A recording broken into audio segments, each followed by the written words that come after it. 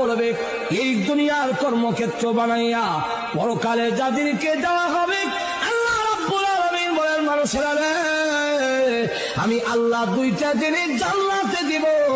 এক নম্বর হলো স্বাস্থ্যের কোনো সমস্যা নাই, আর তোমার ডায়াবেটিস থাকবে না, তোমার বহুমূত্র থাকবে দূরের কথা, বেশি বেশি তুমি পেশাব করতা, ইটা থাকবে দূরের কথা, তোমার কিন্তু আর মুথই থাকতো না, মুখ উঠে যাবে, পায়খানা নাই, সবগুলো হজম হয়ে যাবে, বেকুর দিলে শেষ হয়ে যাবে, স্বাস্থ্যগত দিক থেকে কোনো দুর্বলতা নাই।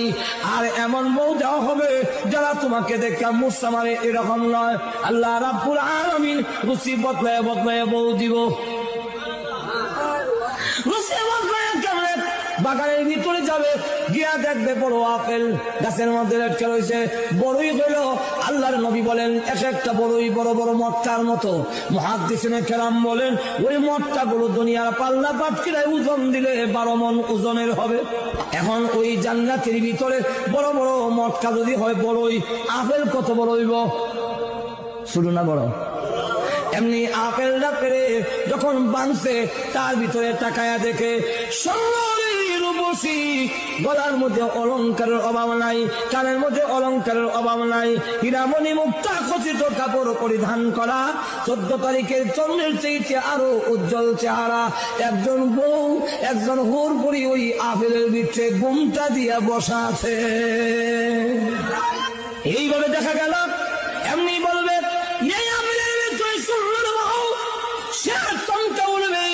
আপেলের ভিতরে মহিলা দেখা যায়, এমনি আল্লাহ ডাক দিয়ে বলবেন, বান্দা রে ভয় করিস না, তুই ডরাইস না, চমকে উঠবি না, আমি আল্লাহ ইরা আপেলের সাথে তোমাকে পুরস্কার দিয়েছি। একটু জোরে কন্যা। দুনিয়া একটু স্বাস্থ্যের দিক থেকে উত্তম হবে। 2 নম্বর হলো জীবনে কোনোদিন মরবে না, অনন্তকালের জন্য বুক বিলাসের জন্য দেওয়া হবে। এখন পরকালেরটা নিবে না ইহকালের বুক বিলাস নিবে? যদি ইহকালের নিতে চাও, আমি আল্লাহ তোমাকে মেধা দিছি, বুদ্ধি দিছি, তোমার বিবেচনার উপরে ছেড়ে দিলাম। এখন থেকে অন্য প্রাণীরা আল্লাহর হুকুম না মানলে লগে লগে সাথে সাথে আল্লাহ দরিলায় গাছের জবান থেকে যখন আল্লাহর জিকির বন্ধ হয়ে যাবে, তাফসীরের কিতাবে লেখে গাছের মরণ হয়ে যায়। নদীর জবান থেকে যদি আল্লাহর বিধান ভুলে যায়, ওই নদী মরা নদী হয়ে যায়, স্রোত আর চলে না।